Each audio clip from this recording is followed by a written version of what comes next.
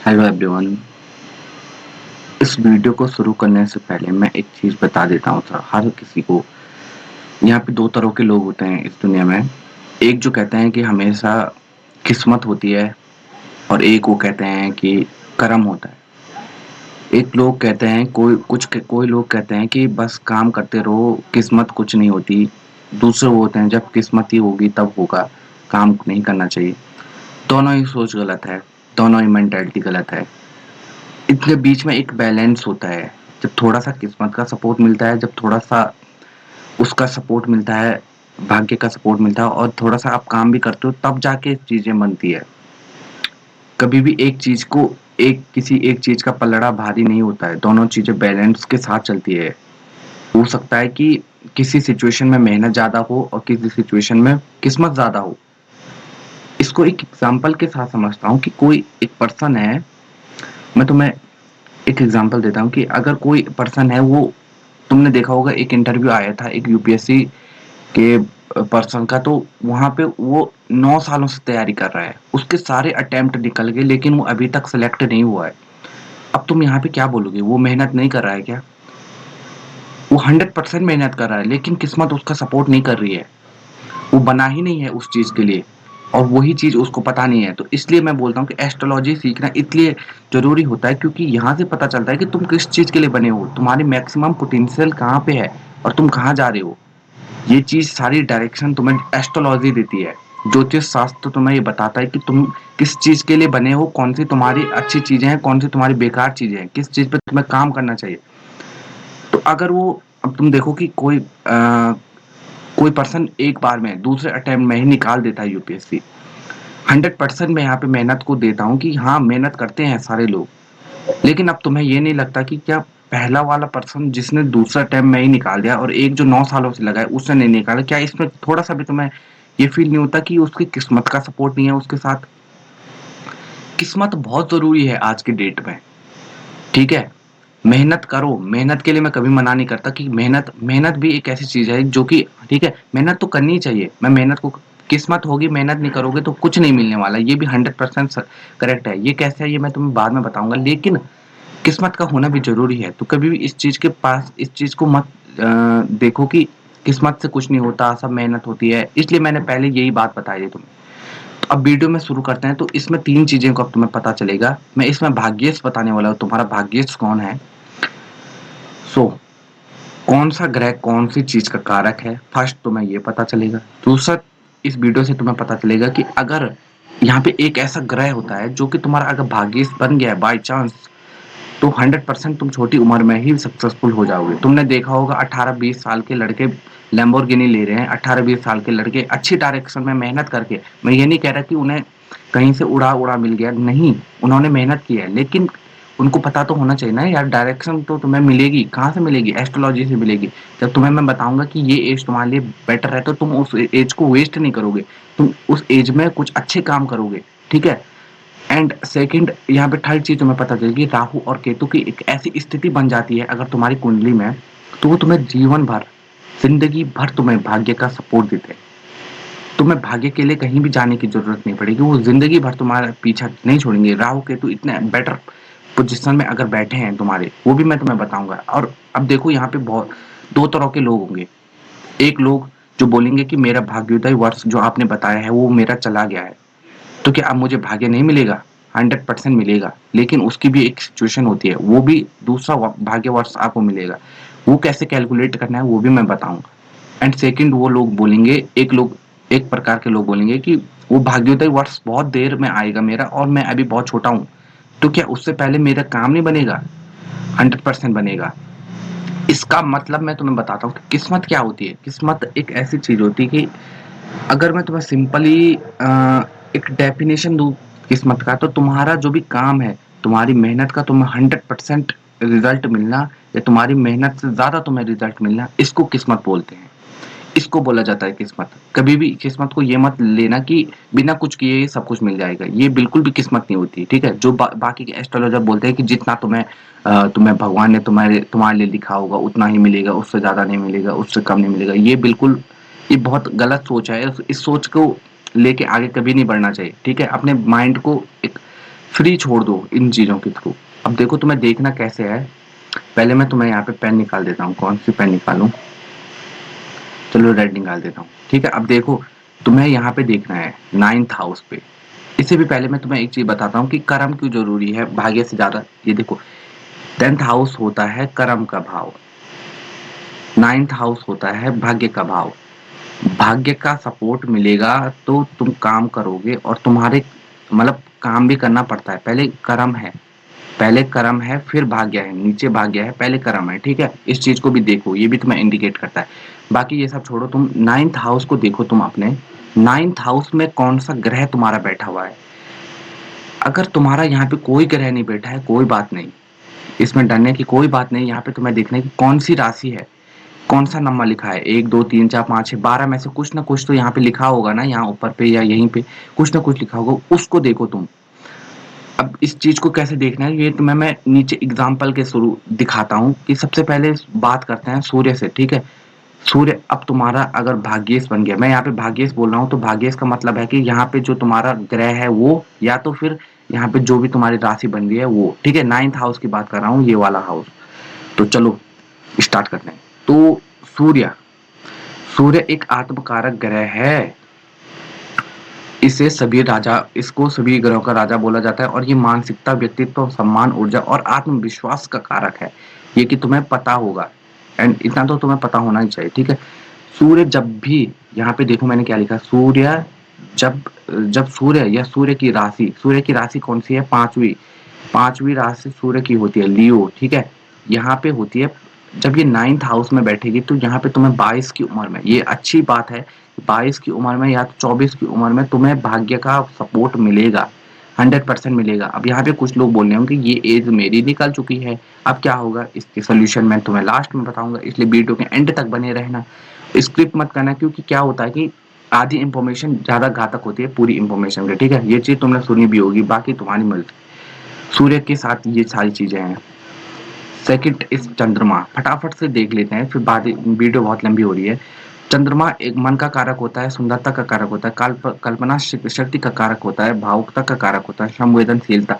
अब देखो चंद्रमा का, जब भी चंद्रमा तुम्हारा वो बनता है, तो यहाँ पे मैंने, अरे यहाँ पे गलती से मंगल आ गया है। तो चंद्रमा जब भी तुम्हारा वो बनता है, भाग्येश बनता है, इसको तुम छोड़ो, इसको मत, इसको इग्नोर करो, यहाँ पे गलती से हो गया ये।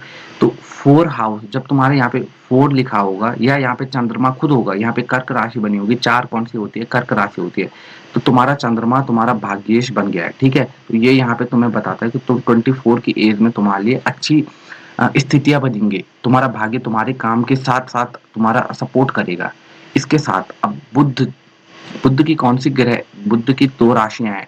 ठीक है, बुध के पास 2 राशियां हैं, एक तीसरी, एक और छठवीं। मिथुन और कन्या राशि का स्वामी होता है बुध देव। बुध बुद्धि का कारक होता है, यहाँ ऊपर तुम देख सकते हो, बुद्धि का कारक होता है। सामाजिक जीवन में, जो पारिवारिक जीवन में, आध्यात्मिक जीवन में या अन्य क्षेत्र में अच्छे बुद्ध वाला व्यक्ति उत्तम निर्णय लेकर सदैव उचित कार्य करता है, ये 100% करेक्ट है। ठीक है, अब बुद्ध का तुम्हारा वो होना, भाग्येश होना, तुम्हें बताता है कि तुम 32 की एज में अच्छी खासी सक्सेस को प्राप्त करोगे। अब जाके तुम्हारा शुक्र जाके बैठा है। ठीक है, शुक्र, शुक्र किसका कारक है? भौतिक सुख सुविधाओं का, फैशन का, वैवाहिक जीवन का, भोग विलास का कारक है। ठीक है, यहाँ पे जब भी शुक्र या शुक्र की राशि तुम्हारे 9वें घर में बनती है, मतलब जब 2 या 7 तुम्हारी इसमें लिखा है 9वें हाउस में, तो यहाँ पे ये तुम्हें बता रहा है कि 25 या 52 की एज में तुम्हें जाके सक्सेस मिलेगी। बहुत सारे एस्ट्रोलॉजर 52 बोलते हैं, नहीं ऐसा नहीं है, यहाँ पे 22 भी होता है। ठीक है, 22 और 52 2 बार ये मौके देता है शुक्र देव तुम्हें, फायदा उठाओ इसका। अब ये जिसके बारे में मैंने तुम्हें पहले बताया, गुरु एक अकेला ऐसा प्लेनेट है पूरे 9 ग्रहों में से जो तुम्हें सबसे बेटर, सबसे जल्दी भाग्योदय देता है। ये है 19 साल की एज, क्योंकि बुद्ध, गुरु किसका कारक है? ज्ञान का कारक। जिसके पास ज्ञान होगा, अब ज्ञान का मतलब ये नहीं है कि किताबी नॉलेज की बिल्कुल भी बात नहीं कर रहा, मैं नॉलेज की बात कर रहा हूँ, मैं एजुकेशन की बात नहीं कर रहा हूँ। मैं यहाँ पे बोल रहा हूँ ज्ञान, किसी भी चीज का ज्ञान, कोई स्किल। तुमने देखा होगा 19 साल के लौंडे बहुत कुछ कर रहे हैं, लाखों कमा रहे हैं महीने के, 100% क्यों कमा रहे हैं? क्योंकि गुरु उनको सपोर्ट कर रहा है कहीं न कहीं। और गुरु हमेशा ज्ञान का कारक है, उनके पास ऐसी नॉलेज है, उनके पास स्किल है, उनको वो एनहांस करते हैं, बिल्कुल मेहनत करते हैं, 100% मेहनत करते हैं।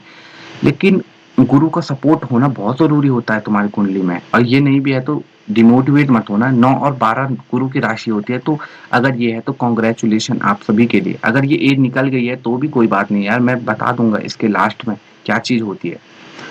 मंगल, अब मंगल व्यक्ति के क्या होता है कि पराक्रम और साहस का और शक्ति ऊर्जा का कारक होता है। ये मैं मंगल की राशि काल पुरुष की कुंडली तुमने देखी होगी, तो यहाँ पे सबसे पहले 1 नंबर लिखा आता है, क्योंकि मंगल पहली पहली राशि होती है मंगल की यहाँ पे काल पुरुष की कुंडली में, ठीक है?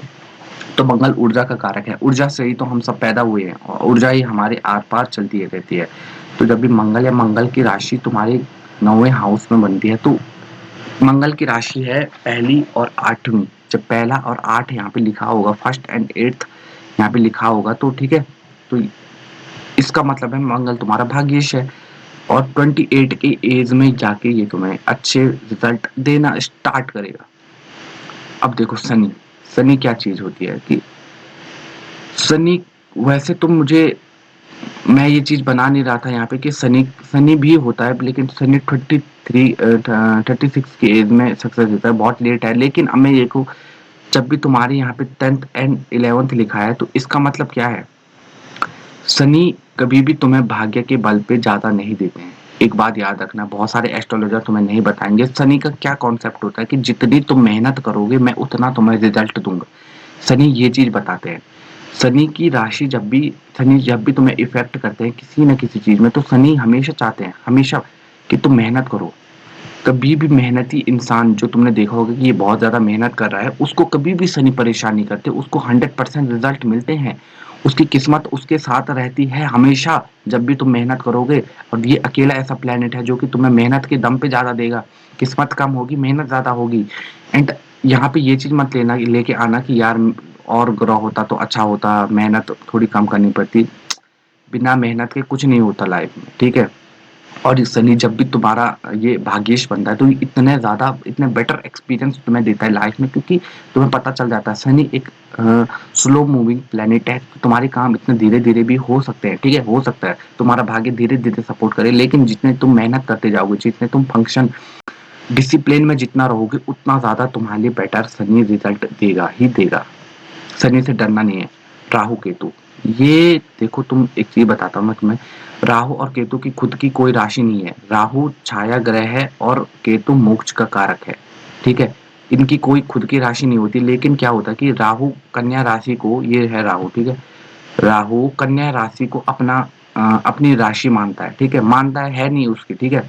इसमें वो अच्छे रिजल्ट देता है। तो अगर यहाँ पे बुध की राशियां तुम्हारे बनी हुई हैं, बुध की राशि मैंने बताई थी यहाँ पे, ठीक है? कन्या राशि या मिथुन राशि है, तो ये राहु तुम्हें सपोर्ट करेगा। केतु गुरु की राशि को खुद का मानता है, क्योंकि केतु क्या है, मोक्ष का कारक है, ठीक है?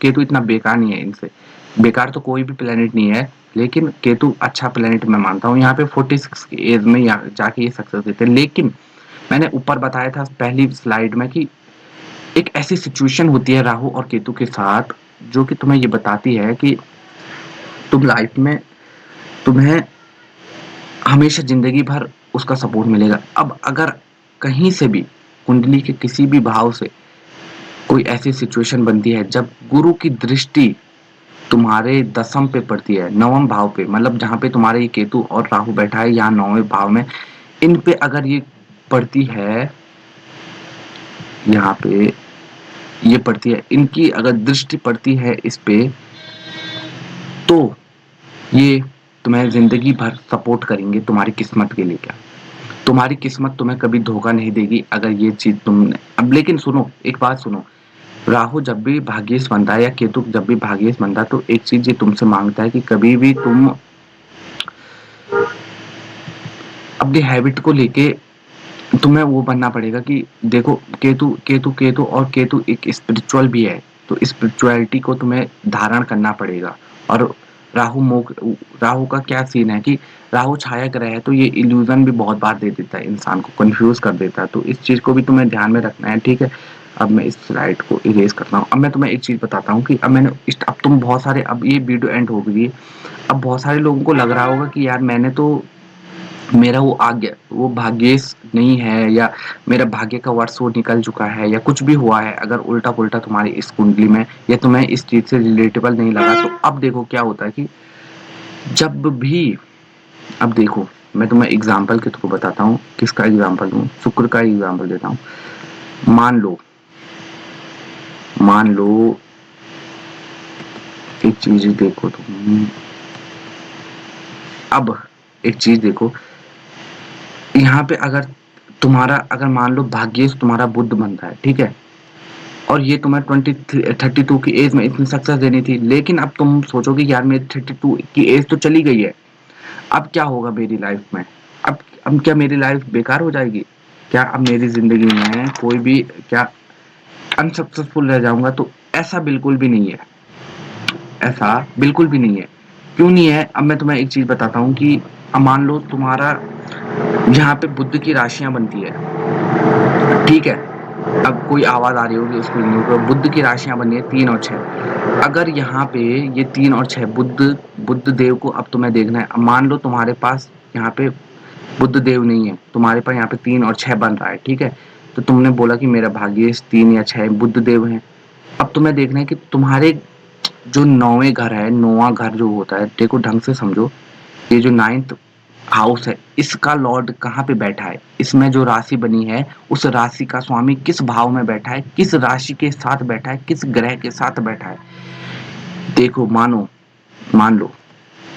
लो शुक्र था तुम्हारा, ठीक है, शुक्र, अगर शुक्र तुम्हारा बैठा है सेकंड हाउस में बुद्ध के साथ, बुद्ध की राशि के साथ, मैं ये एग्जांपल दे रहा हूँ तुम्हें, ये तुम्हें खुद की कुंडली में अप्लाई करके देखना है। मान लो तुम्हारा शुक्र बैठा है बुद्ध की राशि के साथ, ठीक है, यहाँ नीचे से तुमने देखना है कि तुम्हारी राशि बन रही है बुद्ध शुक्र की, तो शुक्र कहाँ बैठा है? शुक्र बुद्ध के साथ बैठा है मान लो, या किसी और प्लैनेट के साथ, तो उसका भाग्येश तुम्हारे साथ जुड़ जाएगा। अब क्योंकि तुमने 25 की एज मान लो तुम्हारी मिस हो गई है, मान लो तुमने 25 की एज में तुम्हें पता नहीं था कि मुझे यहाँ पे अच्छी चीजें करनी है, तो ये चीज तुमने मिस कर दिया, ठीक है। तो अब यहाँ पे क्या चीज होगी कि तुमने जो चीज मिस की है 25 की एज में, अब यहाँ पे क्योंकि बुद्ध भी तुम्हें सपोर्ट करने की कोशिश करेगा, तो बुद्ध की, अब तुम देखोगे कि बुद्ध कब सपोर्ट करता है? 32 की एज में। तो अब तुम देख सकते हो, क्योंकि तुम्हें 25 की एज में सक्सेस मिलनी थी, लेकिन तुमने वहां पे एक्शन नहीं लिया, कुछ किया है, कुछ मतलब किसी भी कारण तुम्हारी वो एज चली गई, तो तुम्हें 25 की एज के साथ साथ अब 32 की एज में भी सक्सेस मिलेगी। ये चीजें भी होती है, तो ऐसी चीजों को देखा करो, ठीक है। अब किसी की सारी एजें चली गई हैं, तो इसका मतलब ये नहीं कि तुम्हारी जिंदगी खराब है, या अब ये चीज है कि तुमने अब जो चीज मिस की है, अब तुम्हें मेहनत ज्यादा करनी पड़ेगी, किस्मत के भरोसे मत रहना ज्यादा, ठीक है, मैं ये कहना चाहता हूँ। और यहाँ पे अब तुम्हें शनि की आराधना करनी पड़ेगी, क्योंकि शनि एक ऐसा प्लेनेट है जो तुम्हें मेहनत का फल ज्यादा देते हैं, ठीक है। हो सकता है तुम्हारी कुंडली शनि से प्रभावित ज्यादा हो, तो बहुत अच्छी बात है, बहुत ज्यादा अच्छी बात है, ठीक है। शनि बहुत अच्छा प्लेनेट है। तो चलो वीडियो को एंड करता हूं मैं। और मैंने स्टार्टिंग में तुम्हें बताया था कि भाग्य, ठीक है, तो भाग्य क्या चीज होती है कि एक चीज याद रखना अपनी जिंदगी में, जो कि तुम्हें बहुत सारे एस्ट्रोलॉजर नहीं बताते हैं। मैं एक रियल एग्जांपल देता हूँ, छोटी सी एग्जांपल देता हूँ। एक लड़की थी, वो लड़की बचपन से, ये मैं रियल एग्जांपल दे रहा हूँ, तो वो लड़की बचपन से एक अच्छे परिवार में बड़ी हुई थी। उसके परिवार में अच्छे खासे उसके रिश्ते थे, नेटवर्किंग उसके पापा की बहुत अच्छी थी, लेकिन उसको बचपन से सारी सुख सुविधा मिली, लेकिन अब वो एक किसी लड़के से प्यार करती थी, पता नहीं क्या नाम था उसका, तो उसने उस लड़के से शादी कर ली बिना किसी की इजाजत के, अपने बाप के पूछे बिना उसने शादी कर दी। उसकी किस्मत देखो तुम अब क्या थी कि उसके पापा उसको एक अच्छा लड़का दे सकते थे, 100%। उसकी किस्मत में अगर इतना कुछ है तो दे सकते थे, लेकिन कुछ तो उसने खुद के हाथों से बिगाड़ा है कि अब उसकी किस्मत इतनी बेकार हो गई वहां पे कि वो लड़का हमेशा शराब पीता है, वो लड़का हमेशा गाली गलौज करता है, वो लड़का, उसकी लाइफ में कोई एम्बिशन नहीं है, वो बस दिखने में हैंडसम है और गुड लुकिंग है, बस इतना ही है। ये होता है टैप, ये होता है तुम्हारी किस्मत। एक लड़की थी, अब इसमें तुम्हें खुद से भी देखना पड़ता है कि तुम खुद के आस-पास भी देखो यार। मेरा खुद का एक एक लड़का है, एक भाई है मेरा,